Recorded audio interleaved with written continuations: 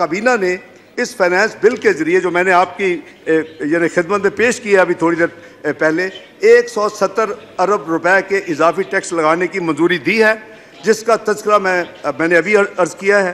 जनाब स्पीकर, हमारी हद्दुल वसा कोशिश ये है कि सिर्फ ऐसे टैक्स लगाए जाएँ जिनका बराह रास्त गरीब और मुतवस्सित तबके पर कम से कम बोझ आए।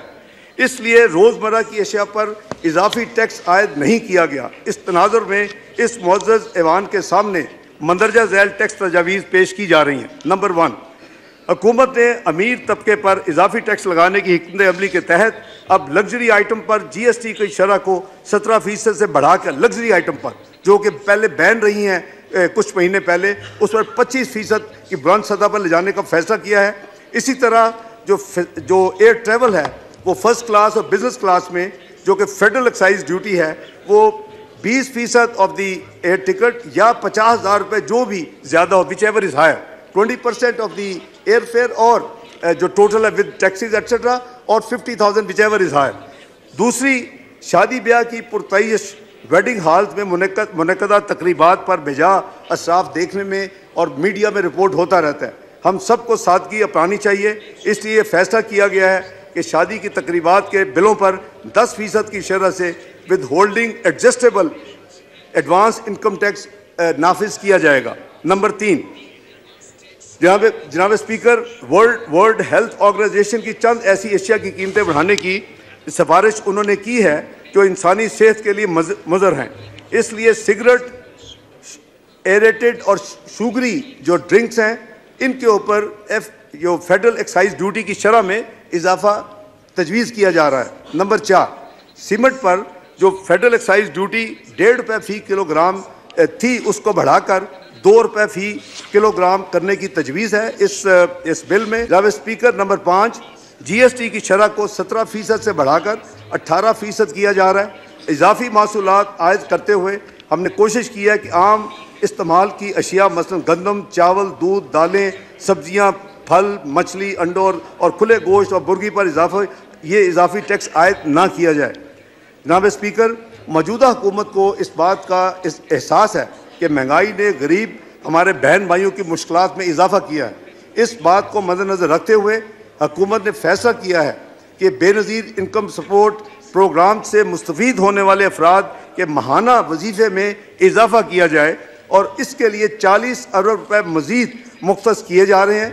यानी 360 अरब का जो इस मुअज़्ज़ज़ ज़बान ने BISP के लिए बजट मंजूर किया था उसको बढ़ाकर 400 अरब किया जा रहा है। एक तरह 170 अरब के जो टैक्सेस तो ज़रूर लग रहे हैं, लेकिन 40 अरब जो है वो इन यानी जो मोस्ट डिज़र्विंग आपके एक ट्रांसपेरेंट सिस्टम के तहत जिनको इमदाद हुकूमत देती है, जो उसका फ़र्ज़ है, उसको 40 अरब बढ़ाकर अपना 400 अरब किया जा रहा है।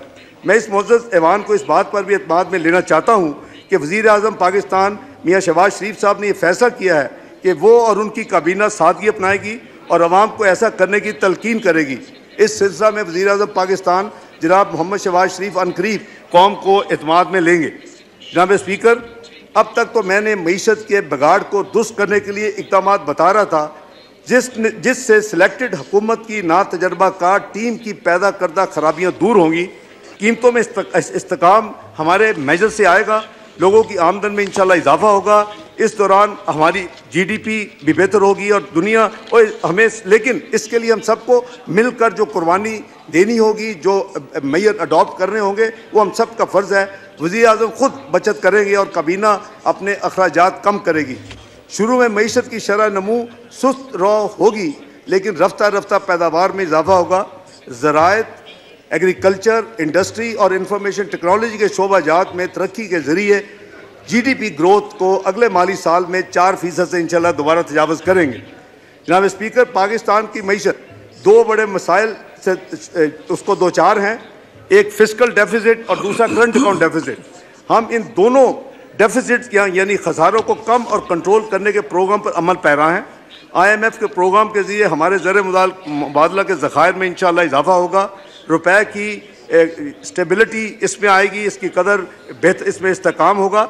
हमारी जो एक्सपोर्ट्स हैं और रिमिटेंस हैं इंशाल्लाह वो उसमें भी बेहतरी आएगी और मज़ीद अला जो इस वक्त जो हमारी LCs के ना खुलने के जो मसाइल हैं वो भी इंशाल्लाह दूर होंगे। जनाब स्पीकर, जहाँ तक माली खसारे का ताल्लुक है, ये अमर तसल्ली बख्श है कि फेडरल बोर्ड ऑफ रेवेन्यू इस साल अपने महसूलात के हदफ को इंशाअल्लाह आसान तरीके से पूरा करेगा। महसूलात इस जो फाइनेंस बिल में जो ऐड किए गए हैं, वो आपने जो उनका ओरिजिनल बजट अप्रूव किया था, उनको जो टारगेट दिया था, जो उनको हदफ दिया था, ये 170 उसमें ऐड होगा और अल्लाह ने चाहा तो इंशाअल्लाह वो उसको अचीव करेंगे और पूरा करेंगे। किसान पैकेज के मेन खदोखाल जो हैं वो ये हैं कि इस फिस्कल ईयर में, इस माली साल में 30 जून 23 तक स्टेट बैंक ऑफ पाकिस्तान ज़री कर्ज़ों का हदफ जो है उसको 1819 अरब मुकर्रर किया गया। इसमें तकरीबन 400 अरब का इजाफा किया गया है और अभी तक लेटेस्ट नंबर जो है वो करीबन 1000 अरब तक ये डिस्पर्स हो चुके हैं। 1819 अरब रुपए में से करीबन 1000 अरब से ज़रा कम रकम वो डिस्पर्स हो चुकी है। नंबर 2, वज़ीर-ए-आज़म ने youth business and agricultural loan scheme के तहत 5 शराइत पर कर्ज़ों की स्कीम की मंजूरी दी है, जिसके तहत इस साल कम से कम 30 अरब रुपए के कर्जाजात फराम किए जाएंगे। नंबर 3, मशीनरी की फरामी के लिए 6.4 अरब की सब्सिडी मुख्तस की गई है। इस स्कीम के तहत किसानों को ट्रैक्टर्स, थ्रेशर्स, हार्वेस्टर्स वगैरह के आसान कर्जे सस्ते शरह के ऊपर मुहैया किए जाएंगे। DAP जो खाद यूरिया के साथ साथ बहुत ही इंपॉर्टेंट है, उसकी नेगोशिएट करके उसकी कीमतों कमी की और जो इंपोर्ट की गई है उसको उसी जो एक फिक्स कीमत है उसके ऊपर फराम किया जा रहा है। नंबर 5, दरामद करदा यूरिया की कीमत को किसानों के लिए काबिल खरीद बनाने के लिए, यानी कॉस्ट उसकी ज़्यादा है और जो इंपोर्ट है वो तो करीबन 3 गुना है उसकी कॉस्ट जो है। इस साल इसके फ्लड्स की वजह जनाब स्पीकर वीट भी इंपोर्ट हुई और फर्टिलाइज़र भी इंपोर्ट हुआ और इस पर खतीर रकम फॉरेन एक्सचेंज जो हमारी बहुत क्रंच है और बड़ी लिक्विडिटी शॉर्टेज है, उसके बावजूद इस पर बड़ी खतीर रकम इस माली साल में खर्च की गई। 30 अरब रुपए की सब्सिडी इस यानी यूरिया की दरामद के हवाले से, क्योंकि वो इंपोर्ट जो है वो करीबन 6-6.5 हज़ार रुपये से के करीब है, जो लोकल यूरिया है वो करीबन करंटली जो प्राइस है वो करीबन 2350 है। तो वो ये तो आप नहीं कर सकते कि 2 कीमतों पे लोगों को दें कि ये इंपोर्टेड है तो महंगा है ये, तो उसके लिए 30 अरब की सब्सिडी जो है वो हुकूमत बर्दाश्त करेगी। नंबर 6, जनाब स्पीकर, ज़राअत से मुंसलिक छोटे और दरमियाने कारोबारों को सहल बनाने के लिए 10 अरब रुपए मुख्तस किए गए हैं, यानी उनको स्मॉल एंड मीडियम एंटरप्राइजेज के तर्ज पर एक किस्म का उनको दर्जा दिया गया है ताकि एग्रीकल्चर जो छोटे बिजनेस हैं वो अपनी नशोनुमा उनकी हो सके। 5 साल तक जो पुराने ट्रैक्टर्स की दरामद की इजाज़त भी कस्टम ड्यूटी की रियाती शरह पर दे दी गई है, ये पहले इसकी इजाज़त नहीं थी। नंबर 9, हुकूमत ने सोलर एनर्जी से ट्यूबवेल लगाने के लिए रियाती शरह पर कर्जे देने का भी फैसला किया है।